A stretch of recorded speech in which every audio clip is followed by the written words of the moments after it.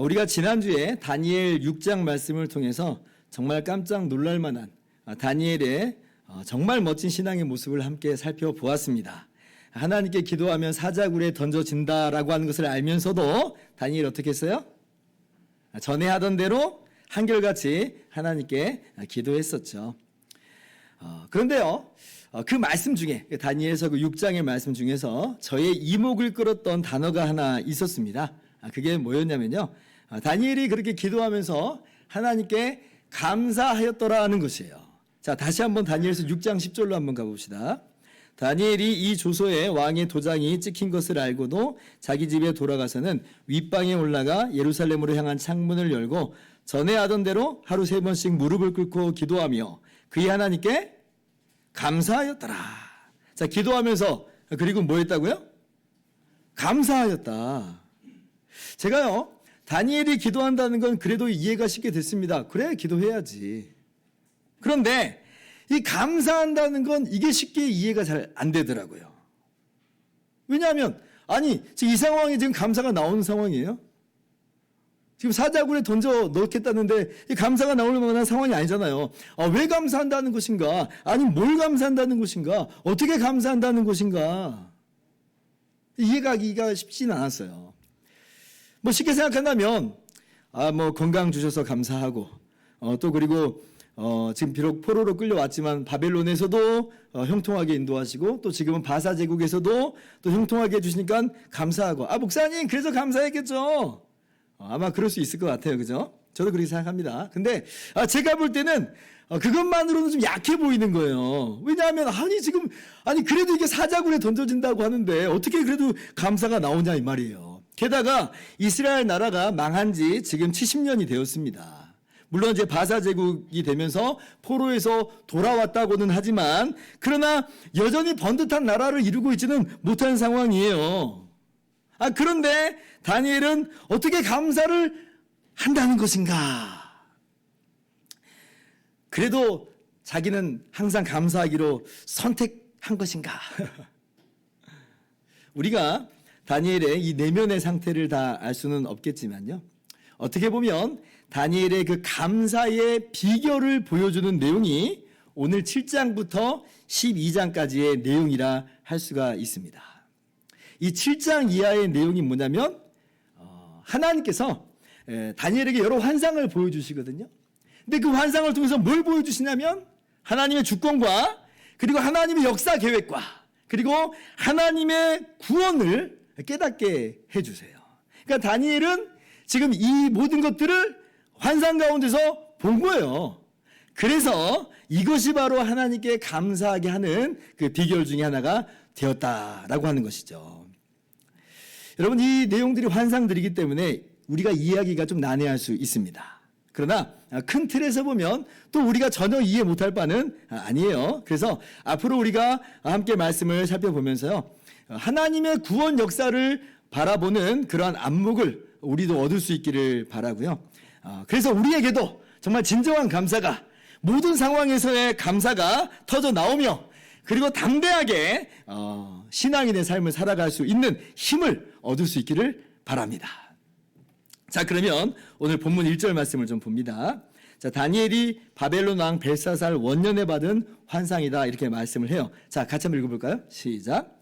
바벨론 벨사살 왕 원년에 다니엘이 그의 침상에서 꿈을 꾸며 머릿속으로 환상을 받고 그 꿈을 기록하며 그 일의 대략을 진술하니라. 자, 여기에 지금 연대가 기록이 되어 있죠. 바벨론 벨사살 왕 원년이라 그럽니다. 그러니까 시기적으로 보면 지난 6장보다 훨씬 앞선 사건이에요. 왜냐하면 6장 말씀은 바벨론이 멸망하고 지금 메데 바사 제국이 들어서서 다리오 왕이 통치하던 시절이라 그랬잖아요. 심지어는 5장보다도 앞선 사건입니다. 5장은 벨사살 왕이 지금 죽임을 당하고 바벨론이 망하는 그 장면이거든요. 오늘 7장 말씀은 그것보다도 앞선 장면이다라고 하는 것이에요. 자, 그러면 오늘 다니엘은 어떤 환상을 본 것인가 라고 할 때에 다니엘이 네 짐승 환상을 봅니다. 그죠? 그리고 또 다니엘이 뭘 보냐면 옛적부터 항상 계시니와 인자 같은 일을 봐요. 이게 이제 2절부터 14절까지 쭉 나오는 내용입니다. 자, 그런데 우리가 이걸 다 읽었는데 뭐가 뭔지 하나도 모르겠어요. 그죠? 근데 괜찮습니다. 다니엘도 몰랐어요. 다니엘도 몰라서 그래서 다니엘이 물어봅니다. 16절. 내가 그 곁에 모셔선 자들 중 하나에게 나아가서 이 모든 일의 진상을 물으매. 그가 내게 말하여 그 일의 해석을 알려주며 이르되. 다니엘이 천사에게 묻죠. 그러니까 천사가 해석을 해주는 거예요. 17절. 자, 어떻게 해석을 해줍니까? 같이 읽습니다. 시작. 이 내 큰 짐승이 뭐라 말씀하냐면 지금 세상에 일어날 내 왕이다 그래요. 그리고 여러분 23절을 보면 넷째 짐승은 곧 땅의 넷째 나라인데 그래요. 그래서 지금 이 왕이라고 하는 존재가 어떤 한 개인을 말하는 게 아니라 이것은 나라를 이야기하는 거구나. 그러니까 땅에 일어날 내 나라를 이야기하는 것이구나라고 하는 것을 우리가 알게 되는 거예요. 한마디로 하나님께서 다니엘에게 지금 우리 인류의 역사, 나라들의 역사를 지금 말씀하여 주시는 것입니다. 그런데 아직도 세부적인 내용으로는 우리가 잘 모르겠어요. 아니 그럼 이 나라들은 도대체 어떤 나라들인가 라고 이제 궁금합니다. 자, 여러분 여기에서 포커스는 넷째 짐승, 그러니까 즉 넷째 나라에 맞춰져 있습니다. 그래서 앞선 세 짐승이 구체적으로 어느 나라인지 아주 중요한 내용만은 아니에요. 대략 이런 나라인 것 같다, 이런 나라를 말씀하신 것 같다 하고 넘어가면 되는데요. 이 성경학자들이 대체로 이제 해석을 하는 바는 지금 다니엘이 지금 거하고 있는 바벨론 제국부터 그리고 이 후에 일어날 이 세상의 제국들을 가리킨다 이렇게 해석을 합니다. 그래서 첫 번째 4절에 독수리의 날개가 있는 사자 같은 짐승이 나오는데 이것은 이제 당시의 바벨론 제국을 가리킨다라고 이제 이렇게 봅니다. 그리고 두 번째 5절에 이 곰과 같은 짐승이 나와요. 이 짐승은 이 바벨론 제국을 무너뜨린 멸망시키고 들어서게 되는 메데 바사 제국으로 간주를 합니다. 세계사에서 페르시아 제국이라 그러죠. BC 539년에 바벨론을 멸망시킵니다. 그리고 이 페르시아 제국은 바벨론 제국보다도 더 광활한 영토를 보유하게 됩니다. 5절 보니까 이 곰 같은 짐승에게 일어나서 많은 고기를 먹으라 이제 그러잖아요. 그리고 이 페르시아 제국은 이제 누구에게 멸망을 당하냐면 여러분도 한 번쯤 들어보시는 헬라의 알렉산더 대왕에게 멸망을 당합니다. 알렉산더가 BC 334년에 약 4만 명의 군대를 이끌고 페르시아로 진격을 해 들어가요. 그리고 불과 10년이 안 돼서 페르시아를 다 점령해 버립니다. 정복을 해버려요.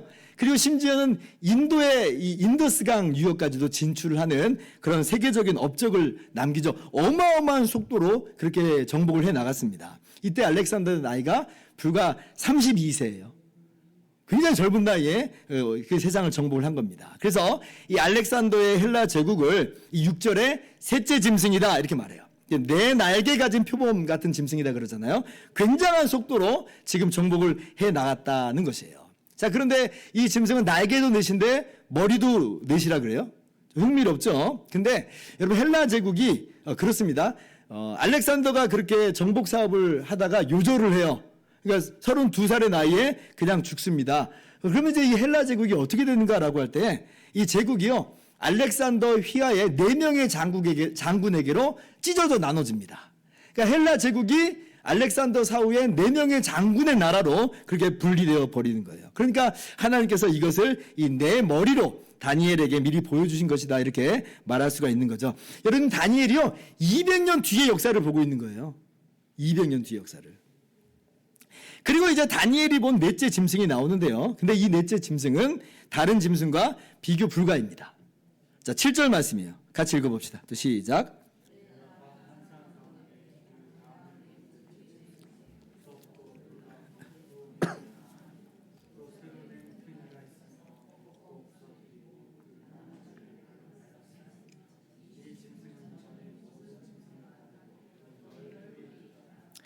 여러분 그래도 이 앞선 세 짐승은요 전부 다 뭐 우리 주변에 없는 짐승입니다만은 그런데 그래도 비슷하게 표현한 바가 있어요. 뭐 사자 같다, 곰 같다, 뭐 표범 같다. 약간 비교할 수 있는 그런 대상이 좀 있어요. 그런데 이 넷째 짐승은 그런 비교할 수 있는 짐승 자체가 없어요. 견줄 수 있는 그런 짐승 자체가 없는 거예요. 그냥 뭐라고만 표현하냐면 너무 무섭다, 너무 놀랍다 이렇게만 이야기합니다. 말로 표현하기가 어렵다는 거죠. 그만큼 아주 강력하고 아주 흉포하고 파괴적인 나라라고 하는 그런 의미를 담고 있습니다. 자, 자, 그러면 이 나라가 과연 어떤 나라냐 할 때 순서상으로 본다면 이 넷째 짐승은 로마 제국을 가리킨다라고 볼 수가 있습니다. 로마 제국이요, 헬라의 여러 나라를 다 정복을 해요. 그리고 주변의 모든 나라와 모든 민족을 다 복속시킵니다. 그래서 어느 정도로 그의 제국을 이루냐면 지중해, 우리가 알고 있는 오늘날 이 지중해를 로마 제국의 호수처럼 만들어버려요. 지중해 둘레를 다 정복을 해버립니다. 어마어마한 그러한 영향력을 끼쳤고, 그리고 로마 제국이 존속한 이 기간은 2000년이에요. 로마 제국이 세워진 다음부터 망할 때까지가 2000년입니다. 역사상 이런 나라가 없을 정도로 아주 강력하고 아주 족적을 크게 남긴 그런 제국이에요. 그래서 이 넷째 짐승은 로마 제국이다라고 우리가 알 수가 있는데, 그런데 이 넷째 짐승을 로마 제국으로만 한정 짓기에는 좀 무리가 있습니다. 오히려 어떻게 보는 게 좋냐면 이 로마 제국을 포함한 인간의 모든 나라, 더하여서 어둠의 모든 세력, 이것을 바로 넷째 짐승의 실체로서 우리가 보아야 할 것이에요. 왜 그러냐면 그럼 이제 이 분명히 넷째 짐승 다음에는 어떤 일이 있게 되냐면 넷째 짐승이 죽임을 당하고, 그리고 인자 같은 이가 다스리는 그 나라가 영원하고도 완전한 형태로 나타난다 그래요. 자, 11절 보세요.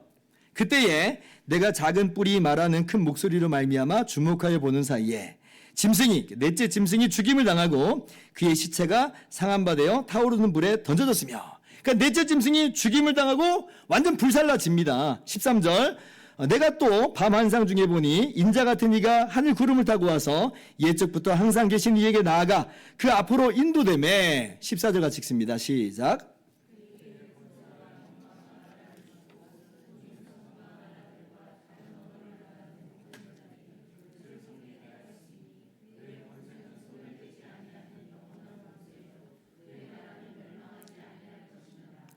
인자 같은 이가 권세와 영광과 나라를 받아요.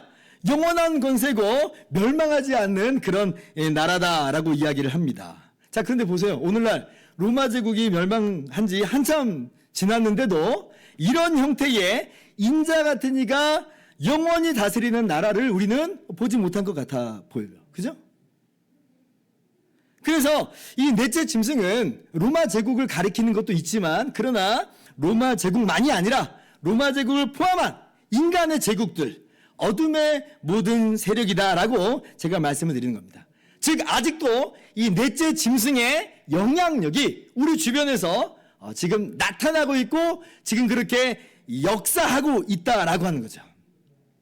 자, 그러면 이제는요, 인자 같은 이는 누구인가, 그러면 인자 같은 이는 누구인가 하는 것을 살펴볼 차례입니다. 여러분, 과연 누굴까요? 여기 기록되어 있는 인자 같은 이 누굴까요? 예, 눈치 빠른 분들은 알아차리셨어요.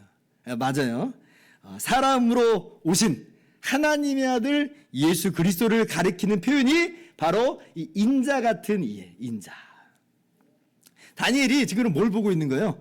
무려 550년 뒤에 태어나실 하나님의 아들 예수 그리스도에 대한 비전을 하나님께서 보여주신 대로 지금 보고 있는 거예요. 목사님, 정말 이 인자 같은 이가 예수님 맞습니까? 여러분들 그렇게 의아하실 수 있을 것 같아요. 한번 말씀을 좀 살펴봅시다. 여러분, 인자라고 하는 이 단어는요, 사람 인자 그리고 아들 자자를 써서 사람의 아들이라고 하는 뜻입니다. 그러니까 인자 같은 이라고 하는 말은 사람의 아들 같은 분, 이런 뜻이에요. 자, 그런데 예수님께서 이 땅에서 사역하실 때에 예수님 자신을 지칭하는 용어가 있어요. 근데 예수님께서 예수님 자신을 지칭하는 용어로 어떤 용어를 쓰시냐면 바로 인자라고 하는 단어를 쓰세요. 정말 굉장히 많이 쓰세요. 굉장히 많이 써요. 근데 거기에서 우리가 세 구절만 살펴봅시다.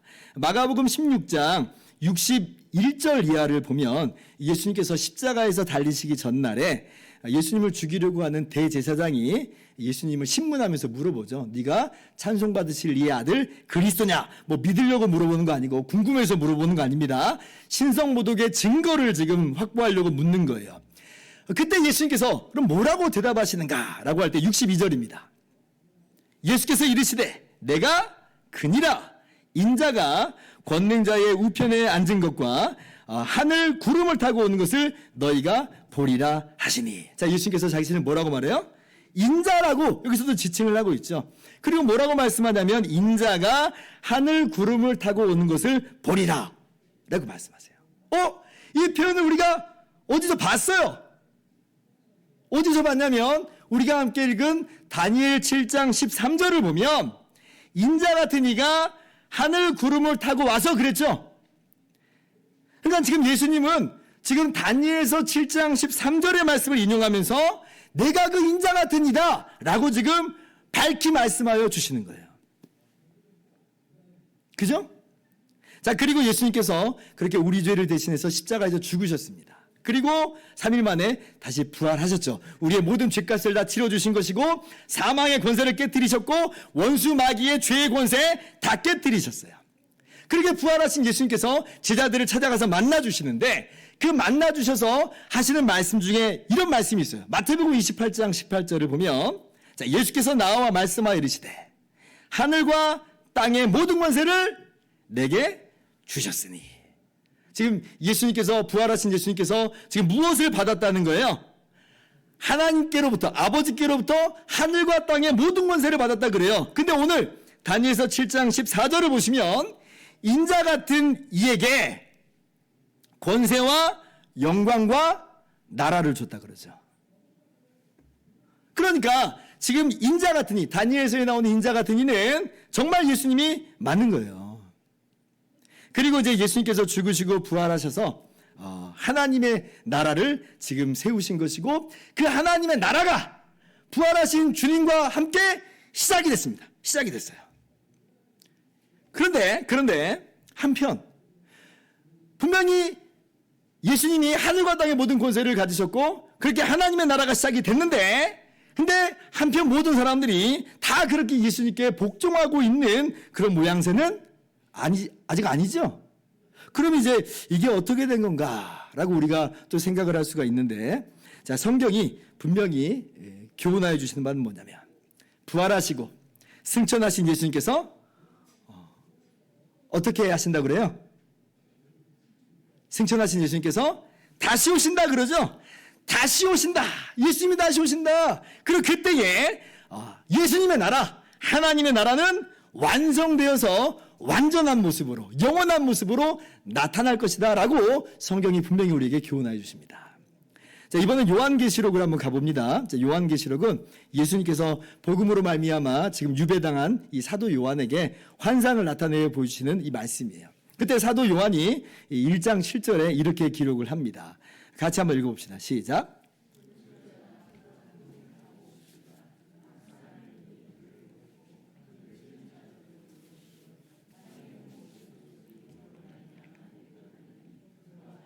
아멘. 볼지어다 그가 예수님이에요. 예수님이 구름을 타고 오시리라. 다니엘서의 그 이미지를 그대로 또 계속 사용하고 있죠. 그래서 예수님이 그렇게 오실 때에 그때 하나님의 나라가 최종적으로 완성되어 나타난다는 것이에요. 그때 이제 어떻게 되냐면 요한계시록의 끝까지 우리가 함께 읽어보면 하나님의 나라가 우리 믿는 사람들에게 주어집니다. 우리가 주님과 함께 왕노릇하는 영광의 나라에 거하게 되는 거예요. 근데 이제 그때 끝까지 예수님을 믿지 않는 사람들은 자신의 행위대로, 자신의 죄값대로 그렇게 심판을 받습니다.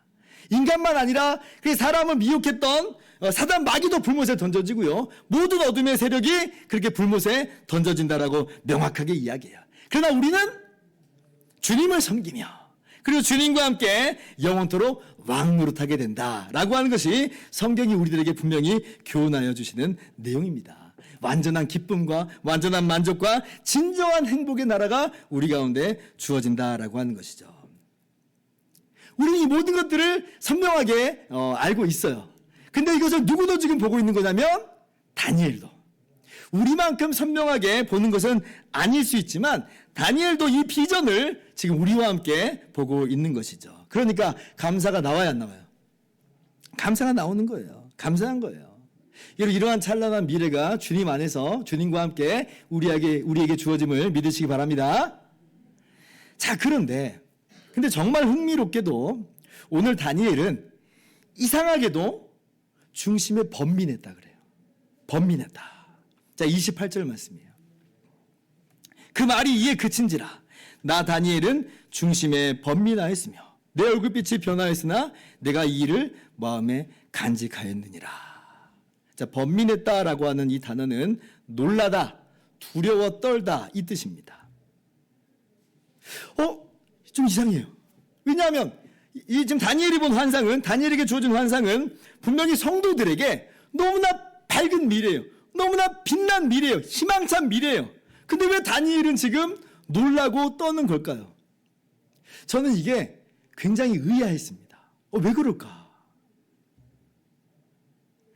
다니엘이 왜 그랬는지 말을 안 해주니까 우리가 자세히는 모릅니다만은 근데 짐작이 가는 게 있어요. 짐작이 가는 게 있어요. 세 가지 정도 최소한 그 이유가 있었을 것 같은데 첫 번째는 뭐냐면 근데 넷째 짐승이 너무나 두려워요. 너무나 무서운 존재인 거예요. 그래서 이 넷째 짐승에 의해서 성도들이 겪게 되는 환난과 핍박이 너무 견디기 힘든 거예요. 그러니까 그게 중심의 번민이 되는 겁니다. 25절 봅니다. 자, 그가 넷째 짐승이에요. 그가 장차 지극히 높으신 이를 말로 대적하며 또 지극히 높으신 이의 성도를 괴롭게 할 것이며. 아까 이 짐승은 정말 어떤 것으로도 비교할 수 없을 만큼 강력하고 파괴적이고 흉포하다고 했습니다. 엄청난 권력을 행사한다고 그랬어요. 근데 그 강력한 권세로 지금 누구를 박해하냐면 성도를 박해해요. 그럼 이 박해가 얼마나 무시무시한 박해이겠는가? 얼마나 끔찍한 환난과 핍박이 주어진다는 말인가? 이걸 견뎌야 된다는 거예요. 그러니까 번민이 되겠어요, 안 되겠어요? 번민이 되죠. 여러분, 우리가 좀 각오를 좀 다질 필요가 있습니다. 우리에게 분명히 찬란한 미래가 약속되어 있어요. 주님께서 지금도 우리와 함께 하십니다. 그러나 그래서 지금 우리에게 고난이나 시련이나 박해가 없다는 거냐? 그렇지 않아요. 지금은 넷째 짐승의 영향력이 행사되고 있는 그런 시기를 우리는 살아가고 있는 거예요. 어떤 의미에서는. 성도는 오히려 고난을 통과해야 되고 고난을 받는 존재라는 것이죠. 로마서 8장 17절에 우리가 주님과 함께 영광을 받기 위하여 고난도 함께 받아야 할 것이니라. 여러분, 이 고난은 정말 다니엘이 번민할 만큼 만만치 않을 겁니다. 그만큼 우리는 각오를 다질 필요가 있다는 거예요. 자, 두 번째 다니엘의 번민의 이유는 이런 것일 겁니다. 그럼 언제까지인데요? 언제까지인데요? 언제 끝나는 건데요? 25절 하반절 봅니다. 성도들은 그의 손에 붙임받아 한 때와 두 때와 반 때를 지내리라. 지금 성도들이 한 번 지금 고난을 바짝 받고 끝나는 게 아니라 어떤 기간, 일정 기간 동안 지금 고난과 환난과 핍박과 박해를 받아야 된다는 거죠. 여러분, 이 한 때와 두 때와 반 때라는 표현이 요한계시록에서도 그대로 나와요. 반복해서 나옵니다. 이 기간 동안 어떤 기간이냐? 성도가 환난과 고난을 겪는 기간이라는 거예요. 언제 주님 다시 오시는 겁니까? 아니, 이 기간 너무 깁니다. 어떻게 이거 좀 견딜 수가 없습니다. 라고 하는 이 중심의 번민이 있는 거죠. 번민이 되죠? 근데 이제 여러분, 이 한 때와 두 때와 반 때라고 하는 건 숫자로 따지면 3년 반이잖아요. 3.5입니다. 성경에서 완전수는 7이에요. 7. 근데 7의 절반밖에 안 돼요. 완전하지 않다는 거예요. 영원하지 않다는 겁니다. 이 말은 무슨 말이냐면 고난을 우리가 일정 기간 동안 겪지만 영원하지 않다. 끝이 있다는 거예요. 하나님의 통제 아래에 있다는 것이고 하나님께서 택하신 자들을 위해서 감한 기간입니다. 그래서 우리가 이 기간을 견딜 수 있어요. 그러나 중심의 번민은 돼요. 언제까지입니까? 언제 오십니까? 자, 그리고 세 번째 다니엘의 번민의 이유가 또 있을 수 있겠습니다. 자, 그게 뭐냐면, 자, 장차 인자 같은 이가 다스리시는 영원하고 영원하고도 영원한 나라가 올 것이에요. 그런데 과연 우리가 성도로 나타나게 될 것인가? 우리가 성도로 나타나게 되어 그 나라를 유업으로 받을 수 있을 것인가? 라고 하는 번민이 있을 수 있어요. 혹시 어쩌면 우리 역시도 이 마침내 멸망하게 되는 이 넷째 짐승의 운명과도 같은 모습으로 우리도 나타나게 되는 것은 아닌가라고 하는 번민이 있을 수 있다는 거예요. 여러분, 지금 이스라엘 백성의 현 주소를 생각해 보셔야 돼요. 이스라엘 백성은 지금 하나님을 떠나 범죄함으로 말미암아 심판받아서 멸망한 상태입니다. 자업자득이에요. 그러면 그날이라고, 인자 같은 이가 오시는 그날이라고 과연 구원받을 거라고 어떻게 확신하고 보장할 수 있겠냐는 거예요. 더 한마디로 쉽게 설명을 한다면 우리 얘기를 한번 해봅시다. 예수님이 다시 오신다면 내가 하나님의 나라에 들어갈 수 있을 것 같은가? 한번 그게 물어보는 거하고 똑같을 것 같아요. 어떠세요? 주님 오늘 다시 오시면 나 하나님 나라에 들어갈 수 있겠습니까? 네, 어떤 분은 아멘 하시는데 어떤 분은 큰일 났는데 번민이 되죠. 번민이. 여러분 실제로 이 구약 선지서를 보면요, 여호와의 날 같은 개념인데 여호와의 날이 있는데 구원의 날을 의미하면서 동시에 여호와의 날은 두려운 날로, 심판의 날로도 묘사가 됩니다. 대표적으로 아모스서 5장 18절 봅시다. 한번 같이 읽어볼까요? 시작.